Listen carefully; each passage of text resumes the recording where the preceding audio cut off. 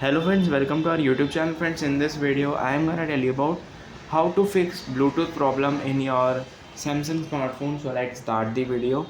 To fix this Bluetooth problem, first you have to just open your settings of your smartphone, and you can just simply tap on the Bluetooth here. So here just long press the Bluetooth, click on details. It will be showing the available devices that are ready to connect. Click on the device if it is showing. If it is not showing, then you click on settings, click on search, and here you have to type reset all Bluetooth settings.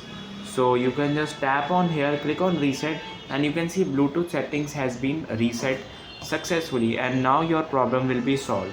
If not, you can just restart your device. I hope you like this video. If you like this video, then subscribe to our YouTube channel for more helpful tips and tricks videos. See you next time.